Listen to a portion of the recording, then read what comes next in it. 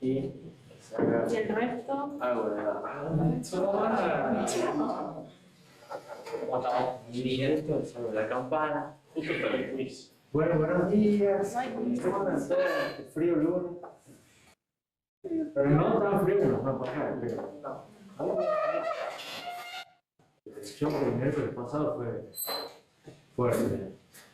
Bueno, arrancamos la clase de hoy, con todas las clases, pasando qué es lo que vimos en la clase de viernes. Les estaba comentando que han visto los videos, están afilados con el quiz que hay después. No. ¿Qué hemos visto? Hemos empezado viendo cómo es el funcionamiento del TLB junto con el caché, cómo es el acceso a datos, cómo es el mecanismo de traducción, una serie de imágenes que valen más que 1000 palabras, que mostraban cómo funcionaba el TLB junto con el caché. Y después hemos visto consideraciones del TLB junto con el caché, que es cómo es el acceso.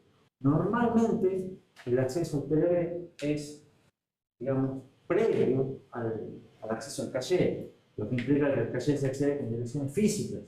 Pero eso tiene el problema de que nos aumenta el tiempo de acierto del caché. Y eso en general no es bueno. Entonces, ¿qué decimos? Bueno, hagamos el acceso al TLB después del acceso al caché o junto con el acceso al caché. Eso es acceder con direcciones virtuales. Pero si accedemos al caché con direcciones virtuales, puede ocurrir el problema de alias, el problema de sinónimos, de mala ocupación del caché y de problemas de actualización de datos del caché. Lo cual tampoco es bueno y de hecho es peor, inclusive, porque es más complicado. Entonces, ¿qué es lo que se hace para hacer una solución a eso? Intentar acceder al caché en paralelo, o sea, acceder al caché con direcciones virtuales, pero que sea la indexación del caché virtual y la etiqueta que se compare sea física. De esa manera, se evitan, al ser las etiquetas físicas que se comparan, se evitan los problemas de área y al ser virtualmente indexado se permite que se vaya haciendo el acceso mientras se hace el acceso al TLB. ¿Cómo se puede hacer eso? Es necesario que los bits de la dirección virtual que no se traducen, son los 12, sean los bits que alcancen para acceder a un bloque de caché. O sea, los bits del índice y offset del caché menor o igual que la cantidad de bits del offset de la dirección virtual. ¿No? Aprovechando, esto se aprovecha del hecho de que los bits menos significativos no se traducen.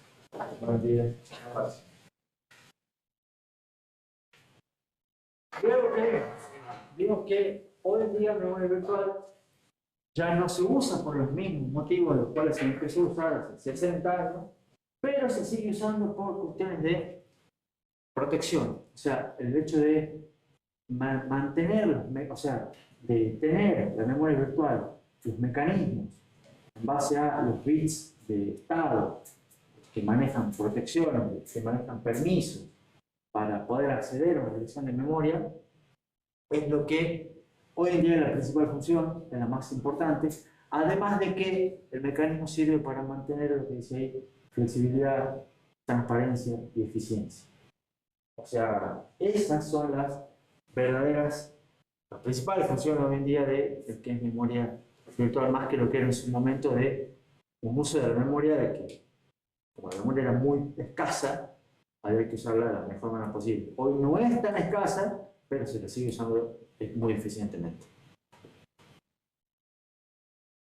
¿Qué más? Hemos visto que, hemos terminado el tema viendo cuáles son los requisitos que necesita el sistema operativo para poder implementar esto.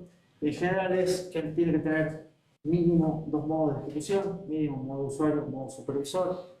Tiene que tener instrucciones privilegiadas, instrucciones que solamente se ejecuten en modo supervisor, que tienen que ver con manejo del TLB, asignaciones de ese tipo de cosas. Y tiene que haber mecanismos, obviamente, para cambiar de modo. Son todas cosas que son estándar, por suerte, en casi cualquier procesador hoy en día. Por eso la mayoría de los procesadores de hoy en día soportan sistemas operativos. Y lo último que vimos es que los cambios de contexto, cuando se dan los fallos de página, que se hacen cambios de contexto para que vaya otro programa, eso lo hace el sistema operativo, pero normalmente en cada cambio de contexto el TLB debería ser borrado. ¿Por qué? Porque las traducciones que tiene son traducciones de páginas del programa que yo estoy sacando del procesador. Entonces tengo que borrar el TLB. Borrar el TLB no es que sea, es que demora un montón, pero si se lo puede agilizar, se lo agiliza. ¿Y cómo se lo agiliza? Anexando a la etiqueta un identificador de proceso y guardando además un registro adicional que identifica el proceso que se está ejecutando. Entonces, en realidad, ahora, las etiquetas de TLB no solamente tienen, digamos, la etiqueta con el número de página, sino además un número de proceso. Entonces, solamente hay un acerto en el TLB si coincide la dirección virtual, el número de página virtual, y coincide el proceso que se está ejecutando. Entonces, si es la página de este proceso y es la página que yo estoy tratando de hacer, y tiene los permisos, entonces tiene un acierto. Perfecto. Sí. ¿Sí el identificador en TLB se lo puede ver, o sea, las direcciones virtuales de un solo programa? No, las puedes tener todas, pero tienes que hacer el borrado del TLB siempre cada vez que cambie de programa. Por eso. O sea, Sí, eventualmente tenemos uno solo por sí. Porque si no, vos vas a tener problemas de protección. Si no borras el TLB, vos vas a tener que el programa 1 acceder a su dirección 1000, y va a ir el programa 2 va a acceder a la dirección 1000, y no es la suya. claro. Vas a tener un acierto todo, pero no es tu dirección. ¿Alguna otra pregunta? No hay preguntas. Arrancamos con el tema siguiente, que es el tema 3 y 7. No, más o menos. Gracias. Qué bueno. Más o menos. No tanto, pero va queriendo. Tema 13.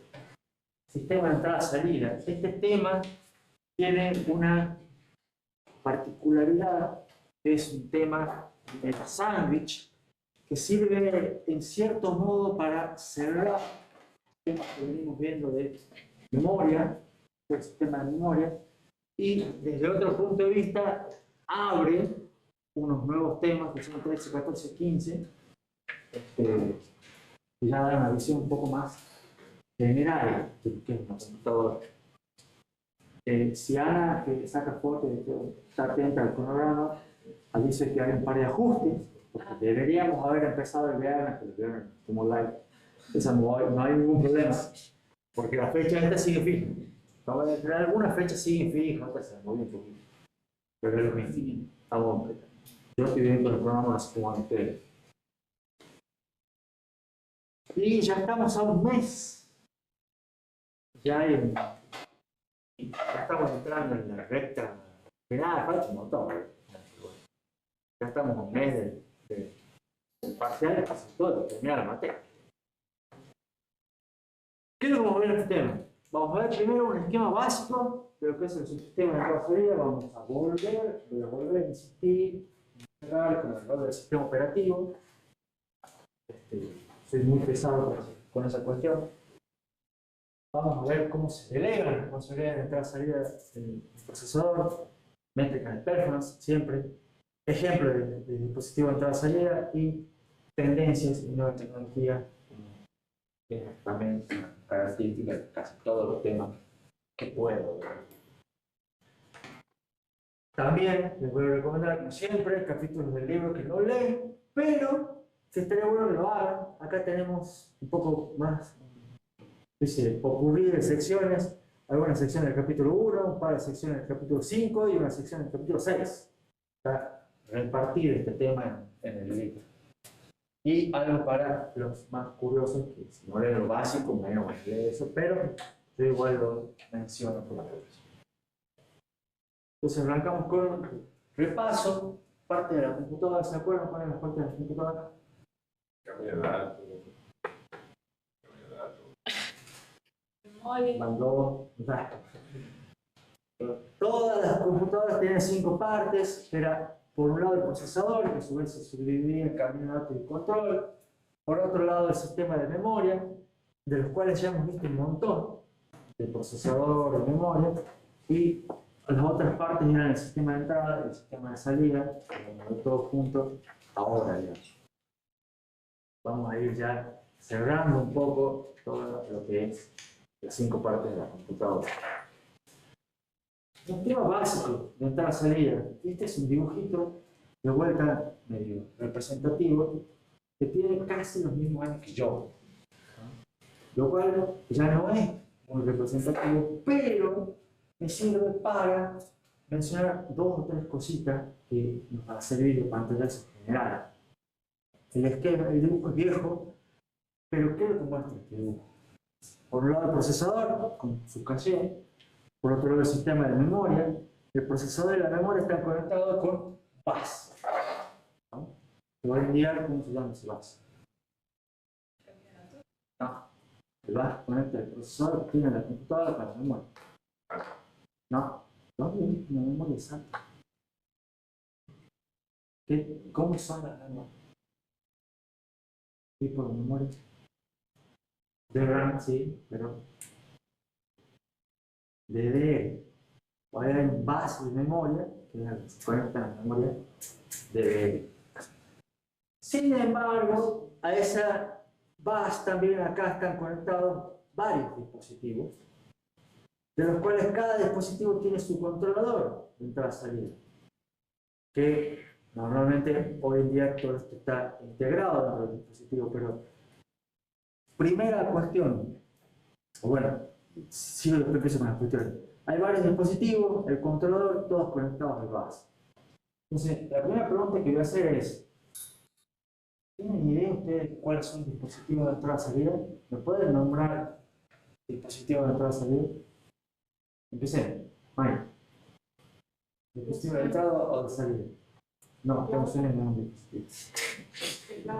¿Un teclado? ¿Es de entrada o de salida? De entrada. Muy bien. Todos conocen un teclado, ¿no? Bien. Ana. El monitor. Un monitor. Un dispositivo de salida. Claramente. Todos han visto un monitor. ¿Ok? Ya no saben.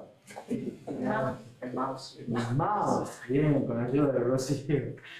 El mouse es un dispositivo de entrada también. Todos conocen el mouse. Vamos bien. ¿Algún otro que se anime con la fase de David? Un pendrive. Un dispositivo de entrada o salida. De las dos, muy bien. Ese estaba más difícil. Bien, David. ¿Algún otro que se anima? ¿Algún otro dispositivo? Parlante, etc. Podemos seguir nombrando impresoras, cámaras, cosito presentador que no sé ni cómo se llama, proyector, ¿qué más? Hemos dicho pendrive, placas de red, un dispositivo de entrada-salida. No se me acuerdo, ¿no? ¿Impresora le he dicho? Sí. Bueno, un montón, ¿no? ¿Qué creen? ¿Qué tienen en común esos dispositivos de entrada-salida? ¿Que todos tienen interrupciones? Está bien, es válido. Sin embargo, yo esperaba otra respuesta, pero vale. Bien, todos tienen interrupciones, ya vamos a llegar a ese punto. ¿Qué tienen en común un monitor con un mouse? Se conecta a la computadora. Se conectan al computador. Es válido también. Pero la realidad, o una respuesta que me gustaría que me den es que tienen muy pocas cosas en común el monitor con el mouse, ¿no? Uno es de entrada, el otro es de salida. ¿Cómo se conecta un mouse? Con USB. Con USB, hoy en día el método más estándar de conectar mouse. ¿Cómo se conecta un monitor? HDMI. Con HDMI. ¿HDMI es lo mismo que USB? No. No. Entonces tiene que, la computadora tiene un puerto HDMI, un puerto USB. ¿Estamos? Entonces, y el monitor es solamente de salida. El mouse es un dispositivo de entrada. Se hacen cosas distintas. Tienen naturaleza distinta. Más o menos a qué velocidad trabaja el mouse.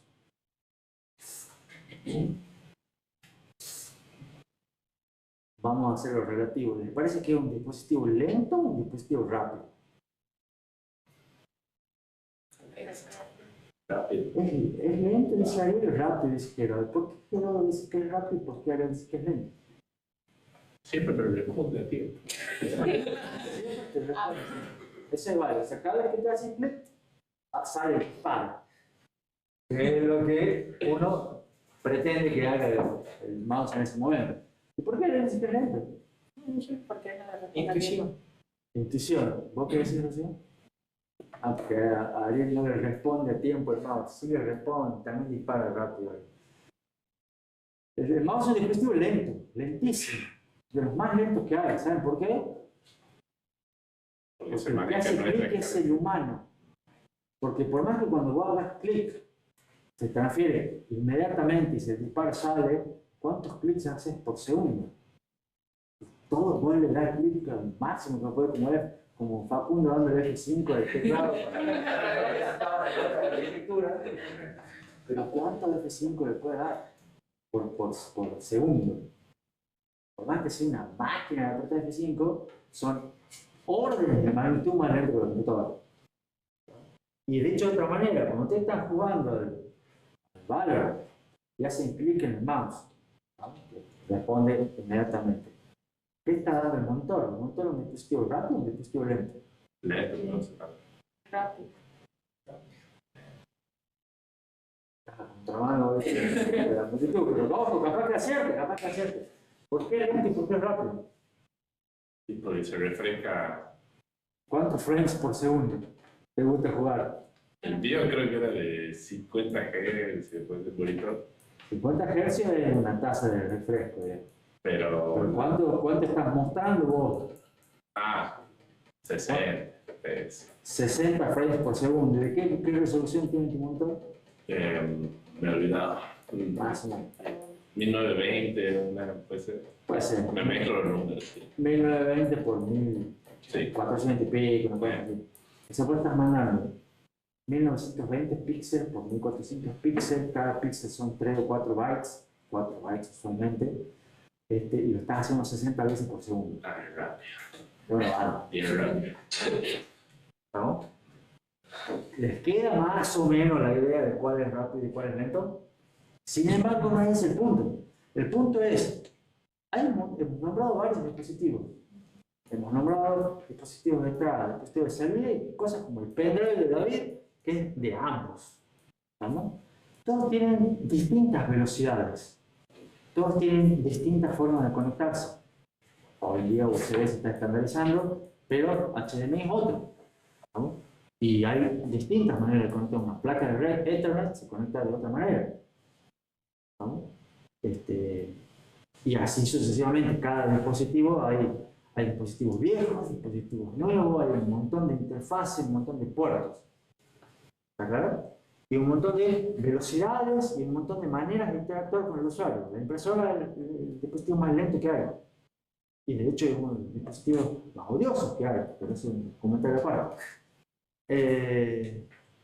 Y todos se conectan de diferente manera. Hay una enorme cantidad de dispositivos de distintos tipos, de distintas velocidades, con distintas interfaces, con todo distinto.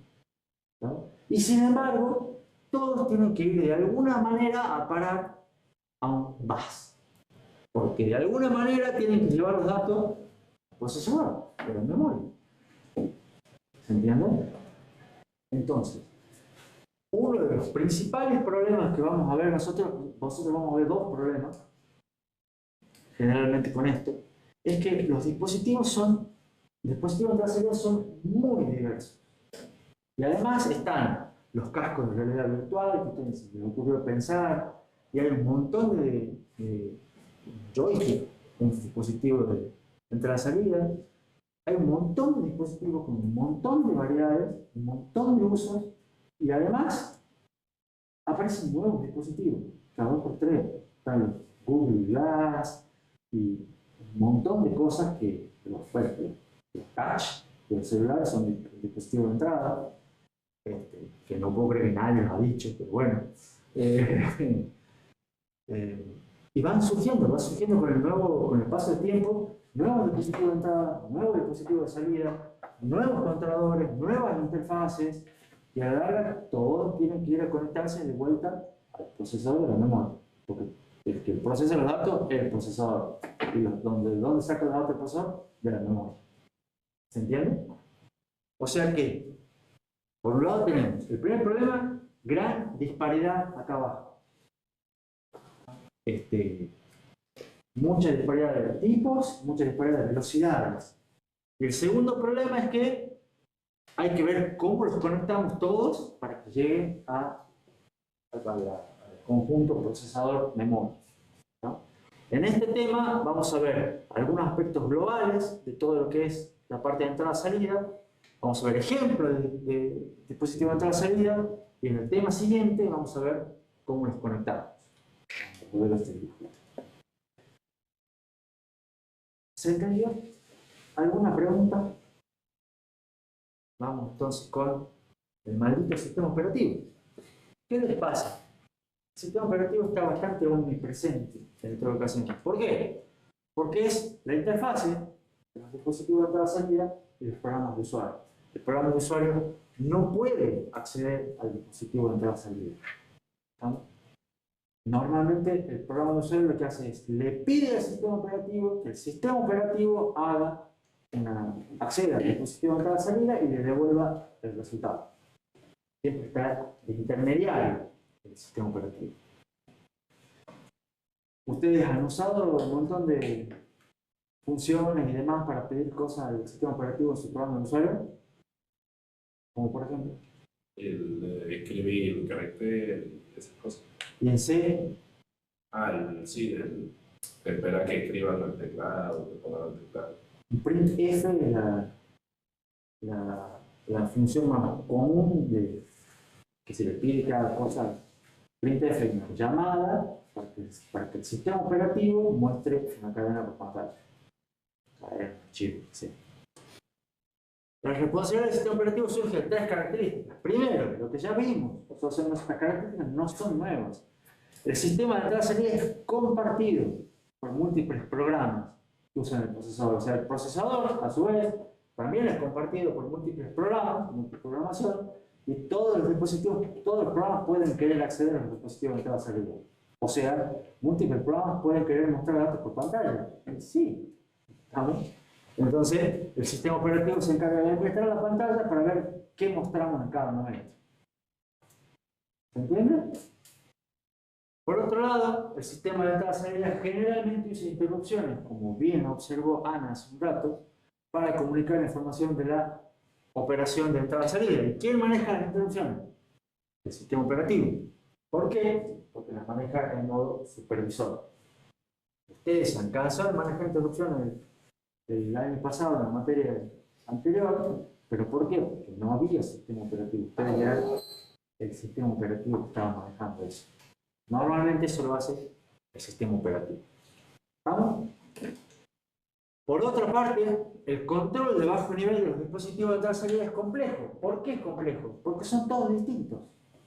Entonces, ¿cuáles son las instrucciones con las cuales tengo que manejar un mouse? Son distintas las instrucciones de cómo tengo que manejar un monitor.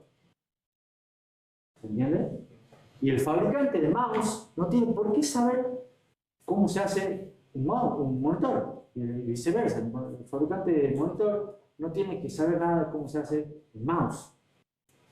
¿Se entiende? Entonces, pero alguien tiene que controlar al mouse y al monitor. Y de manera idéntica a ambos. Ese es el sistema operativo. Y además debe manejar eventos concurrentes. ¿Por qué? Porque cuando Gero hace clic en el mouse, el procesador debe entrar al mismo tiempo que el personaje que está mostrando en pantalla hace un disparo y se mueve, además, de esta manera que está moviendo el mouse. Te hace clic en el mouse, aprieta las teclas para mover el personaje, entonces hay un montón de eventos que se están haciendo todos de manera casi simultánea y además reflejados en la pantalla. ¿Se entiende? Entonces, todo eso es bastante complejo de hacerlo todo junto. Y además lo que dije recién, los requisitos son muy específicos del dispositivo en cuestión. Todos los dispositivos se manejan distintos. Entonces, ¿qué es lo que tiene que hacer el sistema operativo? Proveer protección, ¿no? Garantizar que los recursos de entrada y salida convertidos solamente se acceda a los que tienen permiso. O sea, los programas que tienen permiso, los recursos que tengan permiso. ¿Vale? ¿Qué más? Abstracción. En el sentido de, ustedes ya abstracción es una palabra que también nos encanta a los ingenieros y han visto mucho en ingeniería de software. La idea es proveer rutinas que manejen la operación de bajo nivel de los dispositivos. A la larga poner un printf y que se muestre por pantalla, independientemente de cómo sea la pantalla. Manejo de interrupciones, o sea, el sistema operativo debe poder manejar todas las interrupciones de los dispositivos de entrada y salida. Por supuesto, el acceso a los recursos compartidos no solamente tiene que ser protegido, sino parejo, para que no haya alguno que abuse y se consuma más recursos que el otro. Y por supuesto, la idea es siempre hacer esto no solamente parejo, protegido, sino lo más eficiente posible. ¿Para qué? Para que en total el sistema ande y la productividad general del sistema sea la mejor posible. Todo eso tiene que ser el sistema operativo. En general, ¿cómo hace varias de las cosas ese el sistema operativo? Bueno, dice todas, no sé si todas. La idea es incorporando porciones de software que sirven de interfaz con cada dispositivo. Y o sea, el sistema operativo viene ya con un montón de rutinitas para poder manejar dispositivos de entrada y salida. ¿Saben cómo se llaman esas rutinitas? Drivers. ¿Alguna vez han renegado con los drivers de algún dispositivo? Sí, dice Mati. ¿Se alcanza con qué driver han renegado? También con lo del mouse. ¿Con drivers del mouse han renegado? Sí, persona, pero el mouse. Ah, qué mouse debe tener. Porque los mouse son bastante estándar, pero bueno, eventualmente todos habremos renegado en algún momento con alguna instalación de algún driver y en algún sistema operativo. La idea es que estos drivers, ¿qué es lo que son? Por supuesto, tiene que haber un driver por cada dispositivo que se pretende conectar al sistema. Entonces, normalmente, ¿qué es lo que pasa? El sistema operativo viene con un montón de drivers por defecto, diciendo, sí, yo creo que me va a conectar al mouse en algún momento dado. Entonces, yo tengo un driver genérico para mouse. Pero si vos querés, vos te compras un mouse específico con tales características, el fabricante te da antes era en un CD, en un disquete, ahora descargado de internet o como sea, pero te dice, bajate este driver y instalalo y vas a tener todas las funciones que yo hice para el dispositivo. ¿Entiendes? ¿Qué es lo que hace el driver? El driver básicamente, más técnicamente, se encarga de copiar datos del espacio de direcciones del programa al espacio de direcciones del sistema operativo. Entonces, cuando el usuario requiere algún servicio de algún dispositivo, el usuario le pide al sistema operativo. El sistema operativo le pide al dispositivo de entrada-salida. El dispositivo de entrada-salida le responde al sistema operativo, el sistema operativo le responde al usuario. ¿Entiende la cadena? Entonces es copiar datos entre los espacios de direcciones. Y a su vez el driver maneja la comunicación entre el sistema operativo y el dispositivo. Por eso es siempre tiene que haber un driver. Si ustedes conectan un dispositivo y el sistema operativo no lo reconoce automáticamente o como sea, le va a decir no se puede usar. Y porque no se puede usar, significa que no sabe ni qué hace, ni para qué sirve, ni dónde lo mapea en memoria, ni nada. ¿Preguntas? ¿Vamos bien hasta acá? Entonces aquí dice manejar la comunicación. ¿Cómo es la comunicación? ¿Cuáles son los requisitos? La idea es que el sistema operativo debe poder comunicarse con el sistema de entrada-salida. Y al mismo tiempo, evitar que los programas de usuario se comuniquen con el sistema de entrada-salida. ¿Por qué?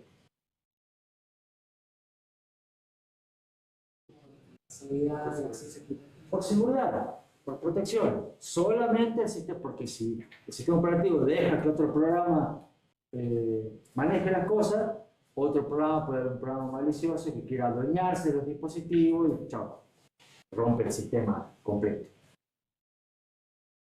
¿Cuáles son las comunicaciones que se manejan entre el sistema operativo y el sistema de entrada-salida? Son tres. Primero, el sistema operativo debe ser capaz de enviarle comandos o instrucciones al dispositivo de entrada-salida. O sea, le debe decir, che, pasame tal dato, mostrame tal imagen, imprimime tal documento. ¿Está claro? Tengo una pregunta. Dale. ¿No sería para para los dispositivos de salida? ¿No? Para todos, ¿vale? Para todos vale. Dame tal dato. Porque, por ejemplo, con el mouse, que es la entrada, Sí. no sé, el que le estaría dando el dato, si no sería el mouse al sistema operativo. El que le estaría dando el dato es el mouse, sin duda. Sí. El teclado también. Pero, de alguna manera, el sistema operativo, o sea, en general, le envía el comando, está esperando que el mouse o el teclado envíe datos.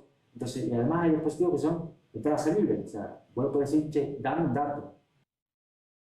Vos estás esperando con un scanf, vos te quedás esperando que al usuario presione una tecla. Claro. ¿Entendés? Entonces decís, dame un dato. Ah, Ahí voy. Listo, ya te di el dato. Ahora sí. O sea, como sea, la idea es pasarle comandos, pasarle instrucciones. Me pongo a ver instrucciones, qué tipo, etc. El segundo tipo de comunicación es que ahora el dispositivo de entrada-salida tiene que avisarle al procesador o al sistema operativo de que ha completado una operación. O hubo un error. ¿Por qué? Porque es muy común que haya errores con los dispositivos de entrada-salida.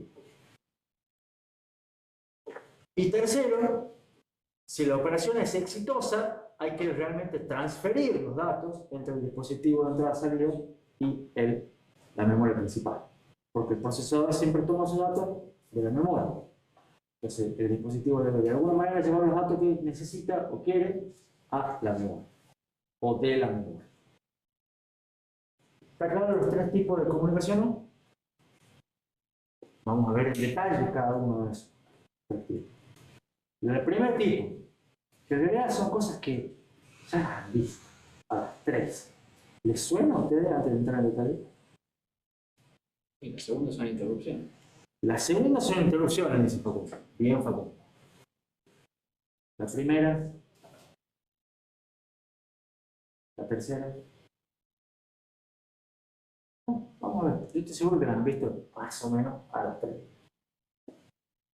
¿Cuál es la primera? ¿Cómo hace el sistema operativo para darles instrucciones o comandos a los dispositivos de entrada y salida? Hay dos maneras, que son las más usadas. Bueno, en realidad hay dos métodos en general. Uno de ellos es el más usado que el otro. El primer método es agregar instrucciones especiales para entrada y salida. O sea, agregar a LISA instrucciones específicas para manejar el dispositivo de entrada y salida. Por ejemplo, una instrucción acá dice una instrucción send, que tiene un identificador de entrada y salida, un identificador del dispositivo y un dato. Entonces, enviar tal dato a tal dispositivo. Entonces, esa instrucción especifica el dispositivo, especifica el comando y se envía por un bus aparte del identificador. Los datos se envían por línea de datos y eventualmente le llega el dato al dispositivo que uno quiere. ¿Se entiende más o menos? El otro mecanismo es entrada-salida mapeada en memoria. ¿Te suena entrada-salida mapeada en memoria? ¿Cuál es la idea de la entrada-salida mapeada en memoria? Asignar áreas del espacio de memoria a los dispositivos de entrada-salida. Entonces, acceder como si fuera datos de memoria común, pero en realidad ustedes saben que en esa posición de memoria no hay memoria, sino que está un dispositivo de entrada-salida, mapeado en ese lugar. ¿Les suena conocido o no les suena conocido? Sí, más o menos. ¿Vector de interrupciones? No necesariamente un vector de interrupción. Pero a ver, ¿ustedes han trabajado con algún dispositivo de entrada-salida en micro? sí, Un botón, un LED, un timer, todos son dispositivos de entrada salida. ¿Cómo hacían para prender o apagar un LED? De una dirección. Tenía un registro que tenía todo el estado. No sé qué cosa tenía ese registro, pero era un lugar de memoria que tenía del estado del. Lo que hacían que era, decían, este LED va a estar mapeado en un puerto. Y ese puerto lo asigno a una dirección de memoria. Entonces, cuando yo haga un store en esa dirección de memoria, se prende el LED. ¿Era así o no era así? Era así. ¿No? ¿Y cómo hacían para leer qué es lo que se había apretado un botón o no? Hacían a la larga un logo para ver si había un dato en ese botón. ¿Me equivoco o no me equivoco? Entonces ustedes usaban entraba a salir el mapa de memoria. Y el timer, como otro dispositivo más complejo, ¿qué es lo que les explicaba el ingeniero boletín? El timer va a tener todos estos registros de configuración. Les daba un montón de registros de configuración, los cuales decía, este está en la dirección tanto, este está en la dirección tanto, este está en la dirección tanto. O sea, ¿dónde está mapeado en memoria el timer? ¿Estamos? Entonces, de esa manera, ustedes accedían simplemente con instrucciones load store. Entonces, de estas dos, dice que las instrucciones especiales tienen ventaja. Las instrucciones en general se ejecutan solamente en modo supervisor. ¿Por qué? Porque solamente el sistema operativo es el que puede hacer instrucciones de entrada-salida. Entonces son instrucciones que se ejecutan en modo supervisor. Pero, a pesar de que tienen alguna ventaja como eso, no son muy populares. Lo que es más popular hoy en día que se usa en el 99,99% de micros es entrada-salida mapeada en memoria. ¿Y por qué? A veces a uno se le ocurre, esta es pregunta abierta, ¿por qué creen que es muchísimo más utilizada la entrada-salida mapeada en memoria que las otras instrucciones de entrada-salida? Porque más fácil puede ser. Más flexible. No. Más flexible, Versátil. puede andar. ¿Por qué no se comprometiza? Es buena la observación porque no se comprometeriza, pero no por ahí.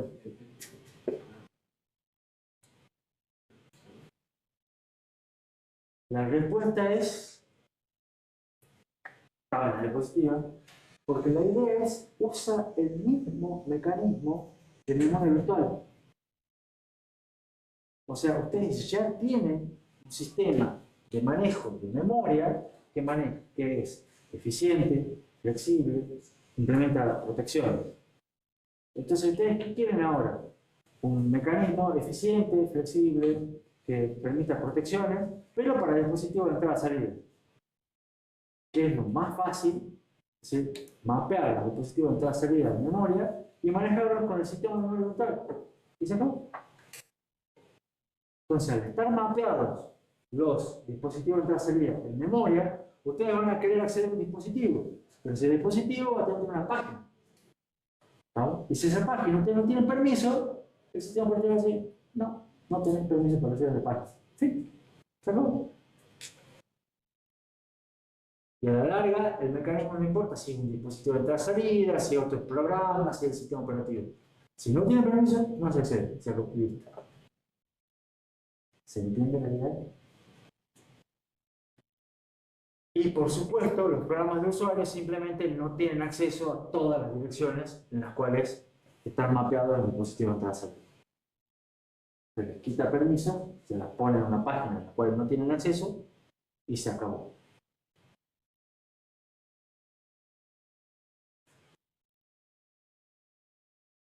¿Preguntas?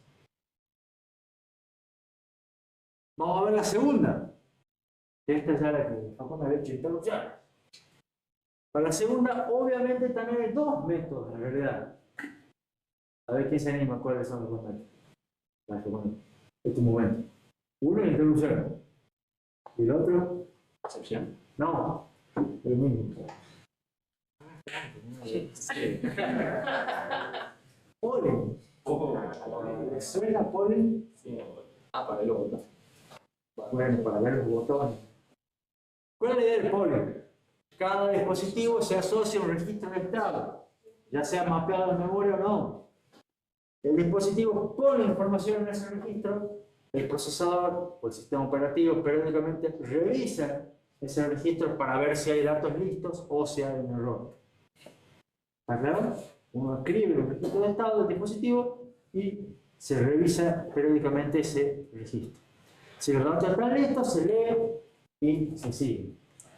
Si no, si los datos están listos, se permanece en un lazo y se intenta nuevamente más tarde, hasta que los datos estén listos.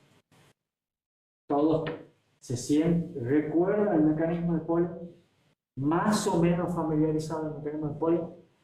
¿Cuál es la ventaja? Es un mecanismo muy simple. Agregarle es un lazo que hace un load y un registro para evaluar una cosa, un load y una comparación. Se tiene total control sobre la operación. ¿Cuál es la desventaja? Puede generar mucho overhead. Porque yo no sé exactamente cuándo está, entonces puedo estar preguntando, ¿ya estás listo? ¿Ya estás listo? ¿Y ya estás en nota de parcial? ¿Ya estás en nota de pero es la misma idea, ¿no?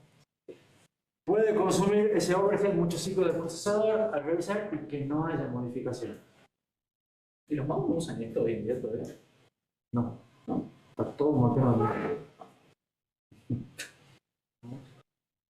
Fíjate si querés, o sea, todo esto además cuando vos prendés la computadora blanca, se fija todo el dispositivo que tiene enchufado y muestra todo en un lado.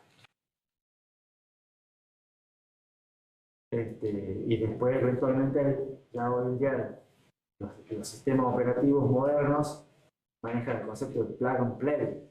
¿Saben lo que es el concepto de plug and play? Sin drive. No solamente sin driver, porque el driver lo necesita siempre, pero lo enchufás y funciona. Entonces ustedes pueden enchufar el dispositivo que no estaba enchufado cuando lo arrancó, igual los reconoce, los incorpora y los empieza a manejar. Eso es moderno. En mi época no era así. Cuando yo tenía la de ustedes, no era tan así. Bueno, folio. ¿Se acuerdan de folio? ¿Cuál es el otro método que no es polen para que el dispositivo se comunique con el sistema operativo? Interrupciones. ¿Cuál es la idea? Acá el procesador, el sistema operativo hace la suya. ¿Está? Y está tranquilo hasta que cuando el dispositivo está listo, ¿qué es lo que hace? Interrumpe, envía una señal de interrupción. ¿Qué es lo que se hace cuando se recibe esa interrupción?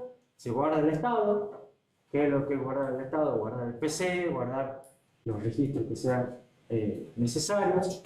Se salta a la rutina de servicio de interrupción. Interno con el cual deberían estar familiarizados y que a Ana por lo menos le trae un poco de pesadilla. Cuando termine de atender la interrupción, ¿qué es lo que hace el dispositivo? Restaura el estado y sigue conectado. Y ni se entera.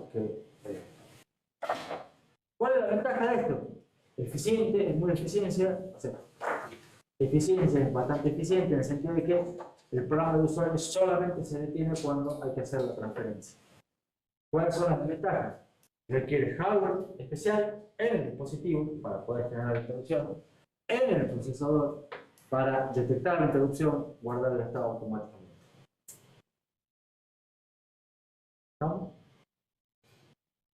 Y ahora la pregunta clave, ¿cuál es mejor? Interrupción o opción. Ustedes saben que no. Ah, La realidad es, la respuesta acá es depende. Porque a veces polen es mejor. Polen es mejor porque acá el computador sabe cuáles registros se usan en la encuesta, no hay que guardar el estado, evita overheads innecesarios. Pero a veces interrupciones es mejor. Porque a veces el overhead de la encuesta pasa, haya o no haya datos. Un dispositivo podría estar mucho tiempo esperando hasta ser atendido si es que hay muchos dispositivos o que hay que hacer alguna otra cosa. Entonces puede generar que el dispositivo pierda datos. Entonces la realidad es que la respuesta es depende. Hay un compromiso. Cuando los eventos son frecuentes y regulares, lo mejor es utilizarlos con polen. Cuando los eventos no cumplen la condición de ser frecuentes o regulares, lo mejor es usarlos con interrupción. Entonces, hoy en día, como dice Jero, la mayoría se maneja por interrupciones. ¿Pero por qué? ¿Porque es mejor? No. Es porque son o infrecuentes o irregulares. Entonces, por ejemplo, el monitor que tiene una referencia, digamos, constante de polling. Qué buena pregunta. No sé. Tendré que pensarla. Creo que no. Entonces, nadie usa polling. Creo que se usa poco, pues. ¿Pero por qué? Principalmente porque en general, o sea, la clave pasa por acá. No por si es mejor o peor. La clave pasa por la frecuencia y la regularidad. Si es un monitor, tendría que averiguarlo. Ya vamos a pensar. Pero normalmente, la mayoría de dispositivos, uno nunca sabe cuándo los va a usar. O sea, el procesador no sabe cuándo yo voy a apretar la teclita esta. ¿Se entiende? Entonces, lo maneja por interrupción. Uno nunca sabe cuándo Manuel va a parar de imprimir, o nunca sabe cuándo va a aprender, o cuándo va a sonar un determinado sonido por la notificación. Entonces, normalmente se maneja todo por interrupción, por la cuestión de la regularidad y la frecuencia de la ocurrencia de los eventos. Nunca se sabe cuándo van a grabar un dato en disco o cuándo van a leer un dato en disco, porque depende de la que requiere memoria. Entonces, como son irregulares e infrecuentes, se maneja interrupción. No necesariamente porque las interrupciones sean mejores. ¿Preguntas? Sí. ¿Por qué en el polling no hace falta guardar el estado? Porque vos lo estás controlando el polling. Porque vos estás esperando el dato. Claro, o sea, vos tenés una rutina que la ejecutás cuando vos decís, bueno, ahora me voy a fijar si hay un dato. Entonces, vos cortás tu programa principal, sabés cuándo, para hacer tu rutina de ir a preguntar al dispositivo, che, ¿tenés algo? No tenés nada. Listo, sigo con lo que estaba haciendo. En cambio, la interrupción no se la puede predecir. No se lo puede predecir, exactamente. ¿Vamos? Me queda la tercera. ¿Hacemos el break ahora o dentro de 3 diapositivas? Explicaciones. 8 y 13. A ver, hagamos el break ahora.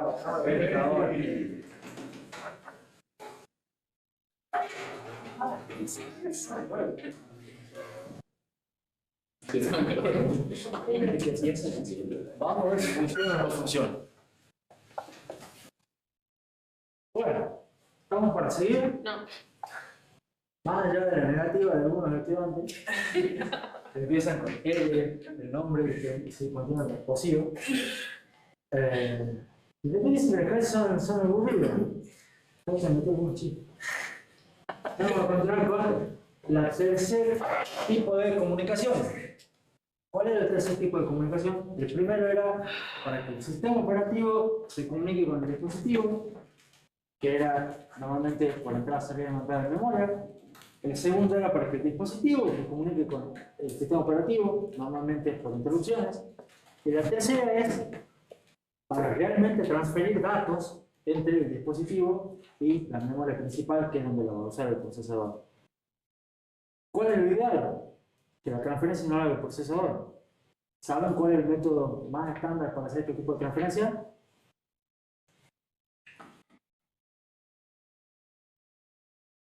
A ver, todos estos temas los han visto en micro. Y me aburrí. ¿Cómo?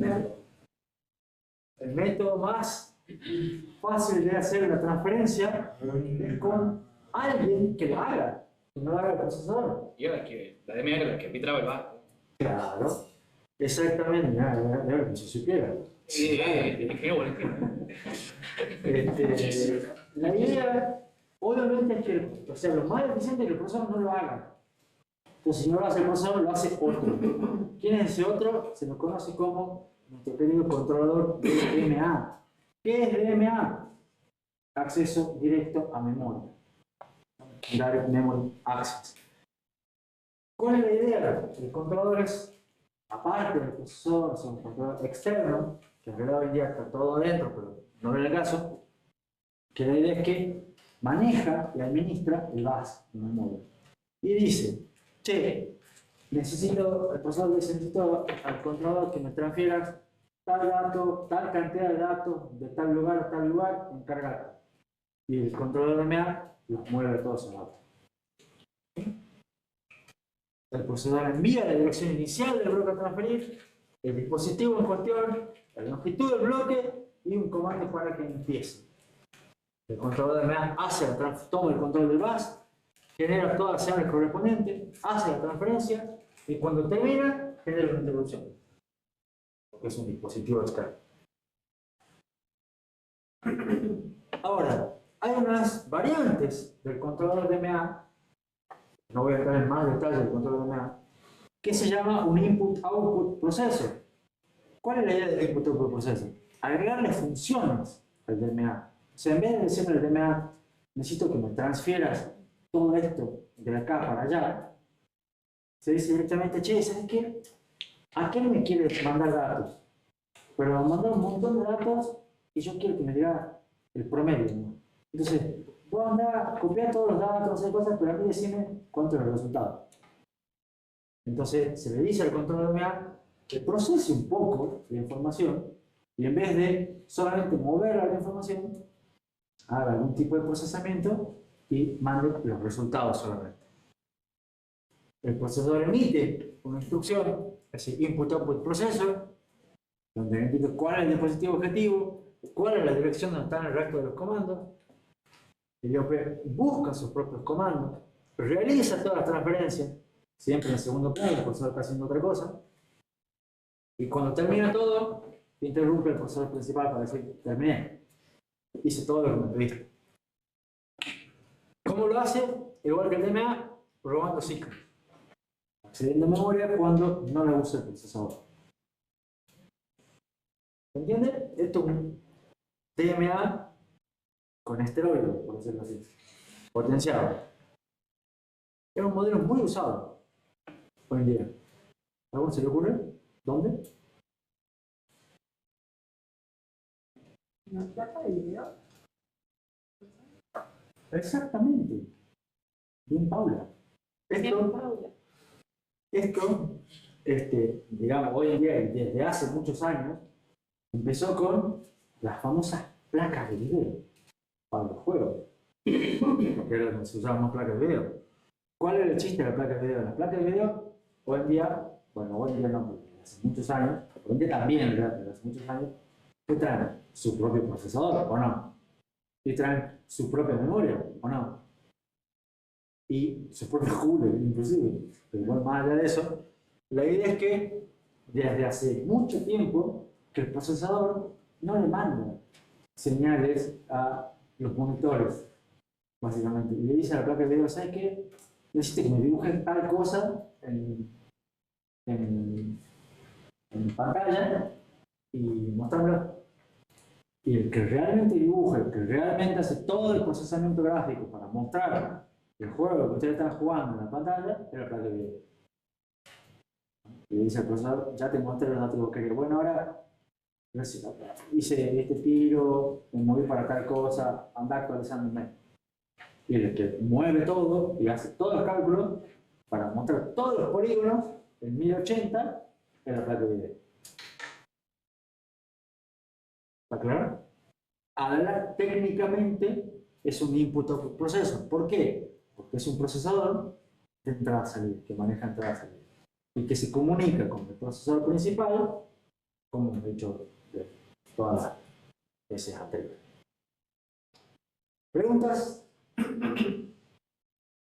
¿Qué más? Nos quedan ver varias consideraciones de diseño, son unas 5 o 6 diapositivas más.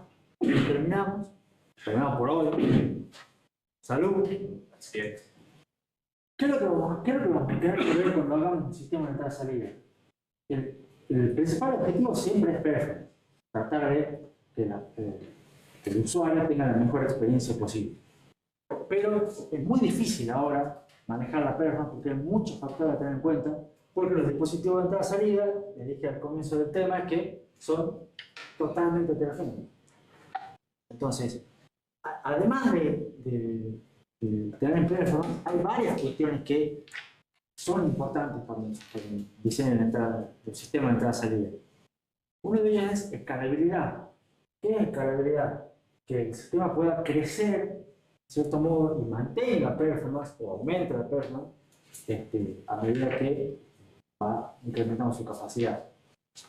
Por ejemplo, ¿cuántos discos pueden poner? ¿Cómo, si pueden ampliar o no tal cosa? ¿Cuántos puertos USB pueden tener conectados al mismo tiempo? ¿Qué funcionan? ¿Se entiende? Capaz que ustedes dicen, me compro un hub USB que lo amplía, perfecto, pero no pueden conectar 830 de esos hubs para conectar 830 pendrive. Capaz que 800 sí, pero 830 no, porque ya se rompe cómo funciona el puerto USB. Tolerancia a fallos, porque todos los dispositivos de entrada-salida en general se pueden romper o no están bien hechos por el fabricante. O sea, hay algún problema con el dispositivo. Entonces, hay que ver, la idea es que si falla el dispositivo, igual el sistema sigue, o intente seguir siendo utilizable. Sí. Creo que la mejora de performance habla de la mano de esto de los tipos de puertos USB que hay.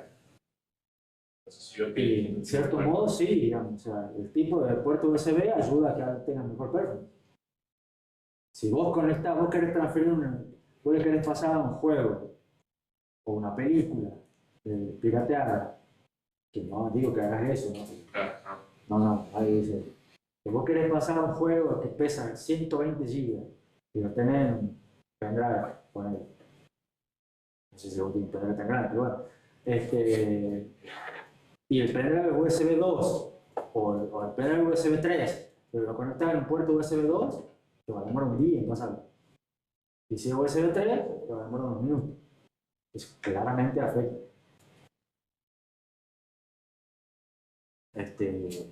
Afecta la performance y afecta el tipo de puerto. Pero le digo, además de performance, hay cuestiones de escalabilidad, tolerancia a fallo, y dos conceptos más que lo vamos a ver en minutos, que son confiabilidad y disponibilidad. Todos esos cuatro términos son nuevos y que se introducen ahora con el sistema de entrada-salida. ¿Preguntas? ¿Cómo se mide la performance? De vuelta, es bastante difícil de medir. ¿Por qué? Porque depende del procesador y su jerarquía de memoria. Si ustedes tienen el mismo sistema de entrada-salida que cambia el procesador, probablemente tengan distintas performance. Depende de los dispositivos de entrada-salida. Depende del sistema operativo, los controladores. Depende de cómo sean las interconexiones, o cómo los conectan. Hay dispositivos que se pueden conectar de varias maneras. Depende de la eficiencia con la que se usan los dispositivos de entrada-salida. O sea, depende de cuántos tengan conectados. Entonces, hay muchos factores a medir.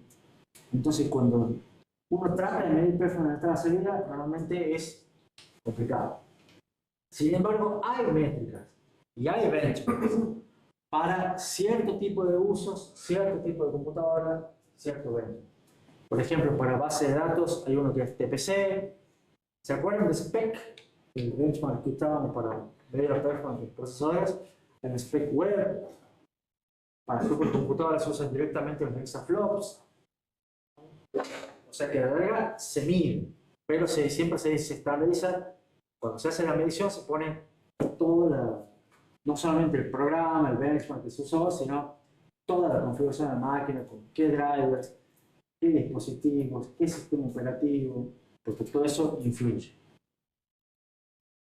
Sin embargo, a modo de generalización, hay dos métricas que son comunes a la hora de hablar de dispositivos de entrada-salida. Y que por suerte son las mismas métricas que venimos usando siempre nosotros a la hora de definir performance. ¿Cuáles son? Productividad y latencia. Eso sí tiene que ser. ¿Cómo se mide la productividad? Ancho de banda.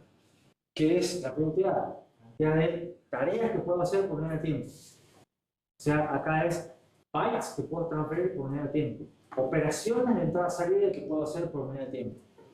Cualquiera de esas es productividad. Y después latencia es tiempo de respuesta. Pido un dato y me devuelve ese dato. Eso se mide en segundos. ¿Está claro? Ahora, en lo que es el dispositivo de entrada-salida, en general también, pero acá se lo veo un montón, la latencia y la productividad están relacionadas. En general están relacionadas con un modelo que se llama productor-consumidor. ¿Escucharon alguna vez el modelo productor-consumidor? Básicamente es un productor que produce datos y los pone en una cola.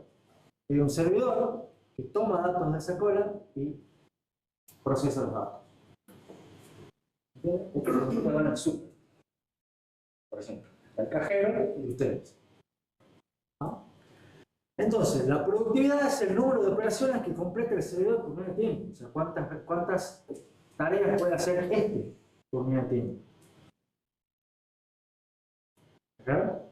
Y ahora la pregunta es, para aumentar la productividad, ¿cómo me conviene que esté la cola, la fila?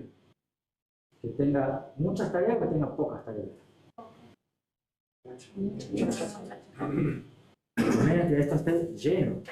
¿Por qué? Porque si esto está lleno, este va a estar permanentemente trabajando y va a sacar más tareas por unidad de tiempo. ¿Está claro? Entonces, idealmente el servidor no debería detenerse nunca y para ello la cola no debería estar nunca vacía.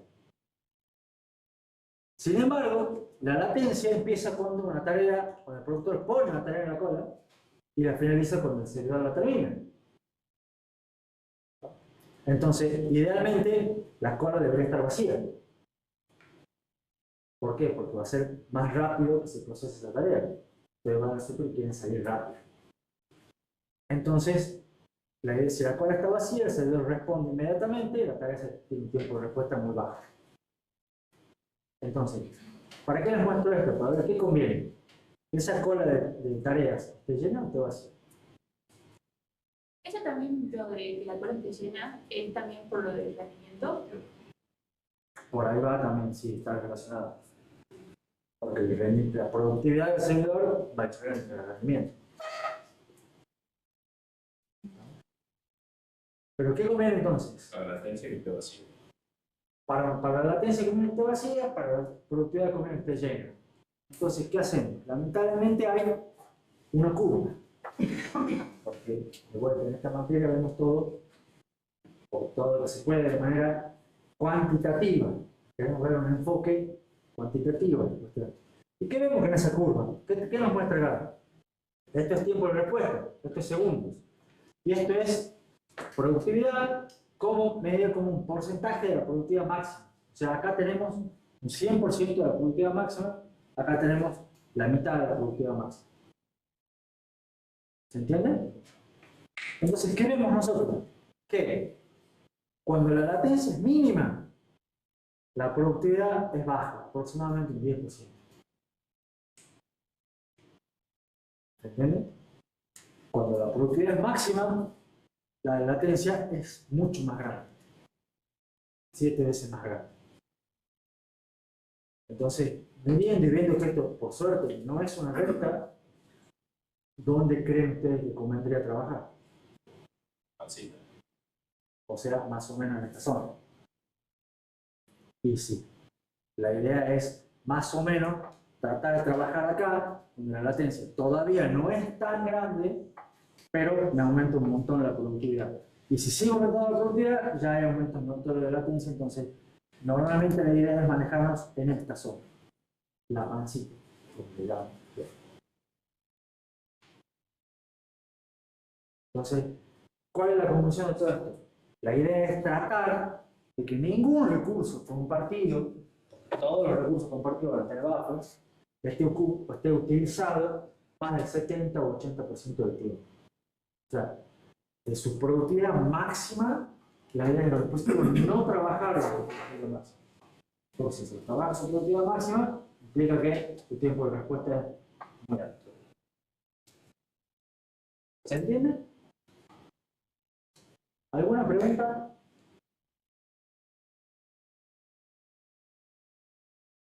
Entonces, ¿cómo mejoramos la productividad? La productividad es bastante fácil de mejorar sin sacrificar la latencia. ¿A alguno se le ocurre cómo? Paralelismo. Ajá. ¿Paralelismo de qué? ¿Qué harías? ¿Más servidor? Más servidores, exactamente. Se agrega hardware. Poniendo otro servidor. O sea, la productividad se aumenta fácil con paralelismo. La productividad se aumenta fácil con hardware. Entonces, de esa manera es fácil. Hacemos lo que antes teníamos tantos trabajadores, ponemos más trabajadores. De esa manera aumentamos la productividad. Pero la latencia es muy difícil de reducir. Porque ¿de qué depende la latencia? Del dispositivo. Depende mucho del dispositivo, depende mucho de la tecnología, depende mucho de qué es lo que se hace. Entonces la latencia es muy difícil de reducir. Entonces, todas las técnicas de mejora de performance en dispositivos de entrada-salida, todas apuntan a aumento de productividad. Muy pocas apuntan a mejora de latencia. Porque no es que no lo quieren hacer, es que no lo pueden hacer. Pero al poner más servidores, por ahí no mejora la latencia tanto. Porque se te vacían las colas. Por ahí sí mejora la latencia porque va a ser la cola, pero no es que sea trivial.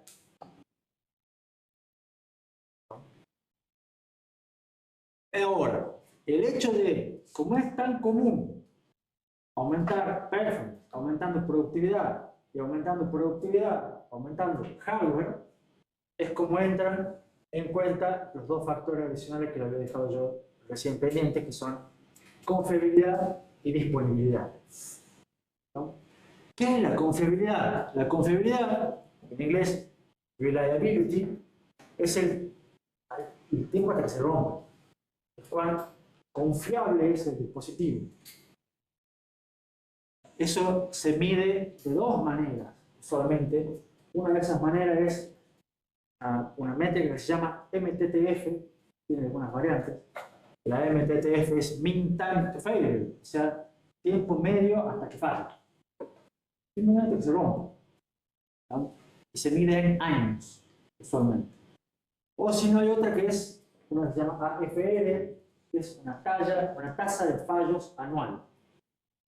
Es más o menos por año cuánto de esto se rompe. O sea, daría como la vida útil del dispositivo. La vida útil del dispositivo. Exacto. Normalmente es promedio. ¿No? Y ustedes van y se compran un disco. Y si ustedes se compran un disco, cualquier disco que se compren, Net, SATA, todo lo que no importa, ustedes lo van a buscar en la hoja de datos, les dice, este tiene una tasa media de fallo de 5 años, por decirlo así. Y ustedes dicen, debemos contarlo. ¿Y les parece mucho 5 años? Seguramente en menos de 5 años lo van a cambiar. Y si es uno Bueno, 10 años les doy. bueno, Ahí sí les parece un montón. 7 años sí. 10 años un montón. Bueno, cuando ahora yo les digo que 10 años un montón, visualice o imaginen de visualizar cuántos discos de esos tendrá el data center de Google. Y yo. 1 millón. Y si uno dura 10 años en promedio, ¿cuántos se rompen por día? Vamos, o sea, normalmente estas métricas uno dice años, 10 años. No pasa nada. Pero ustedes, porque están acostumbrados a comprar un disco para hacer en casa, con toda la furia. No sé si habrá algún que tiene más de 2 discos. Pero cuando ustedes trabajan en un ambiente donde mueven muchos datos, data center o alguna cosa así, compran discos más seguidos. Si ustedes trabajan en un organismo, en una empresa, la cual hacen backup y todo lo demás, capaz que compran un disco por año, por decirlo así.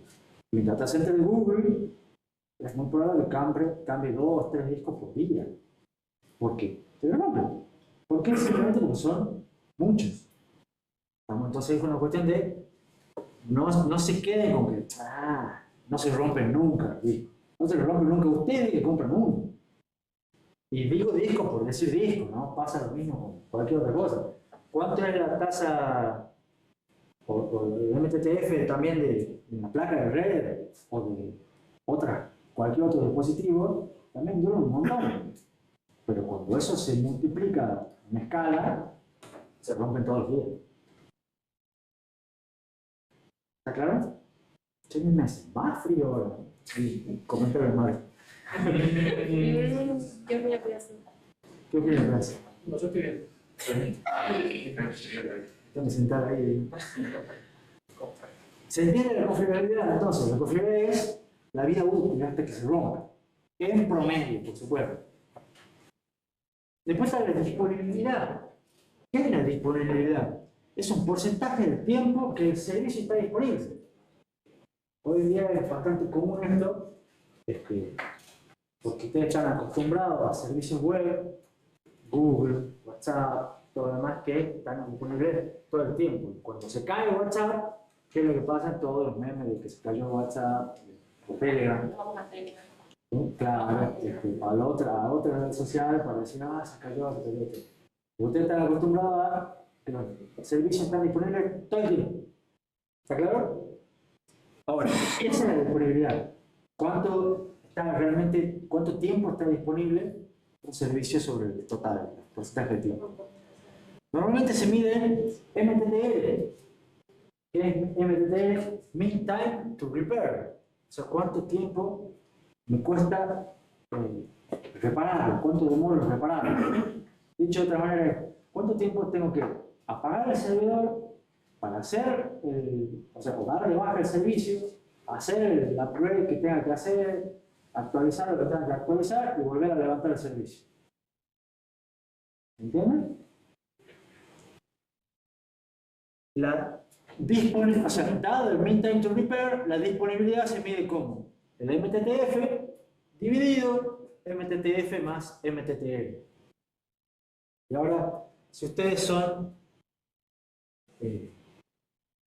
algunos es bueno en matemáticas, fíjense el MTTF, ¿en qué se medía normalmente? En años. El MTTR se mide en horas. Entonces, ese cociente más o menos ¿qué da? 1, pero no 1. Claro. Estrictamente se mide cantidad de 9. ¿Estamos? Y se dice, esto tiene un 99%, o 99,9%, o 99,9999%. Son 6 9. Según cuánto sea el cociente. La idea, por supuesto, es que esto sea lo más cercano a 1 posible. Para que no les hagan menos. ¿Vamos bien? Ahora, ¿cómo se mejora la disponibilidad? Exactamente, agregando hardware. Entonces, ¿cómo me aseguro yo de que el servicio no se caiga? Y pongo redundancia, pongo dos cosas. Si se rompe una, sigo con la otra. El ejemplo típico es, bueno, el avión. O lo eléctrico. Tiene un grupo electrógeno cuando se corta la luz. Todas esas cosas, digamos. Siempre es redundancia, siempre es más hardware. ¿Vamos? Ahora, ¿qué es lo que pasa agregando más hardware? Disminuye la confiabilidad. ¿Lo ven por qué? Porque hay más probabilidad de fallo en componente. Como dice Pablo. ¿Se entiende? Cuantos más tengan de un componente que demora en promedio tanto tiempo en fallar, y si me compro 2 discos, es muy probable que uno se rompa antes de... O sea, que es más probable que se me rompa alguno de los 2 discos. Si me compro 3 discos, es más probable que se me rompa alguno. Por más que sea baja la probabilidad, pero sigue aumentando a medida que uno aumente la cantidad de dispositivos. ¿Se entiende? Entonces, agregar hardware me aumenta la disponibilidad, pero me disminuye confiabilidad. ¿Cómo mejoramos la confiabilidad? De vuelta, es como mejorar el tiempo de respuesta. Es muy difícil. La confiabilidad solo se mejora con mejores componentes o con menos componentes. ¿No?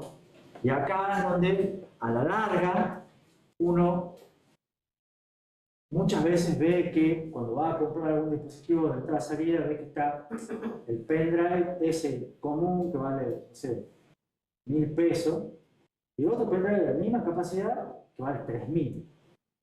Y usted dice, ah, bueno, ¿por qué voy a pagar 3.000 porque lo puedo pagar 1.000? ¿No? Y en el fondo tiene que ver con mejores componentes. Puede haber marketing, puede haber abuso del precio de alguien, digamos, que se zarpa, etcétera, etcétera. Pero muchas veces tiene que ver con mejores componentes. Entonces, realmente, el pendrive más caro algo tiene que hace que en promedio se le rompa menos. Que no quita que usted se lo compre y la semana siguiente le deje de andar. Pues de más suerte. Todo es probabilidad. ¿No? Pero si usted se le rompe la semana, significa que a alguien más le rompió un montón. ¿Está claro? ¿Preguntas? Bueno, ya estamos por entrar en el ejemplo del dispositivo y yo cortaría acá. Y de paso nos vamos a Hace calor. ¿Estamos de acuerdo? ¿Cortamos más? Sí. Sí. Espero que ahora sí se prepare para el quiz del... Esto es muy aburrido, güey. No puede ver que tengo derecho que rendir. ¿Verdad? La ley. Esa idea. No, derecho adquirido. Yo Por la bacho. la bacho, pero yo puso la propuesta.